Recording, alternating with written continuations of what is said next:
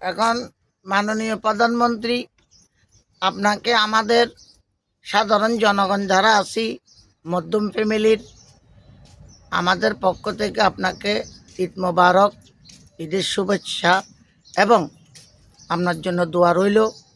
কারণ আপনার আব্বাকে আমাদের ফ্যামিলি ভালোবাসে, আমাদের ফ্যামিলির লোকজন আপনার ফ্যামিলিকে খুব ভালো জানে এবং আপনাকে আমাদের পক্ষ থেকে একটা পরামর্শ, কার্ড, স্মার্ট কার্ড এগুলো দেন বা না দেন, অন্তত পক্ষে আপনার সাথে যেসব লোকজনগুলো আছে মন্ত্রী মিনিস্টার যাদেরকে আপনি বানান এদের প্রতি একটু কড়া নজর রাখবেন। না বলে বেশি টাকার দরকার নাই, কম টাকার ভিতরে খুশি থাকো, জনগণের দিকে একটু নজর রাখো, গরিব লোকদের দিকে পয়সালা বানাইয়েন না, দয়া করি গরিবদের দিকে কড়া নজর রাখবেন।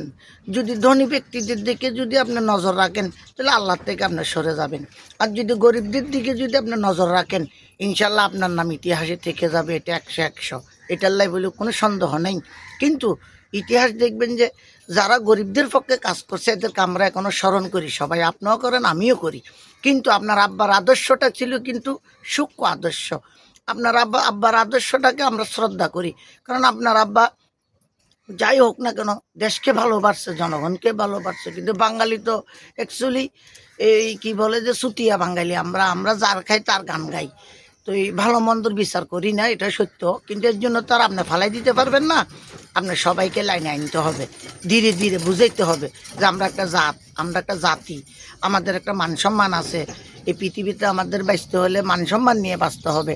কিন্তু প্রশ্ন হলো আপনার মন্ত্রী মিনিস্টারগুলোকে যদি একটু কন্ট্রোলে রাখতে পারেন তাহলে বুঝে নেবেন যেন আপনি ইনশাল্লাহ সফল হতে পারবেন। কারণ আপনার সবাইকে খুশি রাখি দুনিয়াদারি চালাইতে হবে। কিন্তু এদেরকে একটা কথাই বলতে হবে যে এরা বেশি টাকার প্রয়োজন, এদের মোটামুটি টাকা চলার মতন যথেষ্ট আছে। মন্ডনে বাড়িঘর বানানোর কোনো প্রয়োজন নেই দেশের টাকা দিয়ে, বিগত সরকারের লোকজনের মতন। তাহলে কিন্তু ওনাদের মতন আপনারাও পস্তাবেন, ভবিষ্যতে আপনাদের কলঙ্কের খাতা নাম উঠে যাবে। কিন্তু এই এক কথা।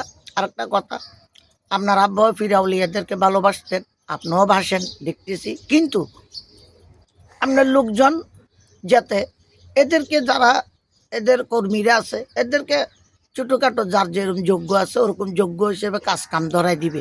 কিন্তু চাঁদাবাজি, এই রোডে ঘাটে ফুটপাতে টাকা টোকা তোলন, এগুলোর দিকে আপনার লোকদেরকেই মানা করে দিবেন যে এরা যেন ওই ছেলেপেলেদেরগুলোকে ওইসব রাস্তা দেখায় না দেয় যে তোরা তুলিমুলি খাগুই, এ কথা যাতে না বলে আপনি একটু ওর দিকে নজর রাখবেন, গরিব মানুষদের দিকে ফলো রাখবেন।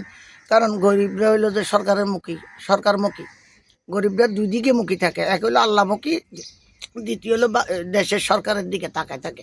তো গরিবদের দিকে নজর রাখলে ইনশাল্লাহ আপনার নাম থাকবে। আশা করি আমি নিচের লেভেল থেকে যেটুকু দেখি আপনাকে সবাই মোটামুটি যে কোনো রাজনৈতিক দলের কর্মী হোক হোক আপনাকে মোটামুটি ভালো জানে, সবাই ভালো বুঝে।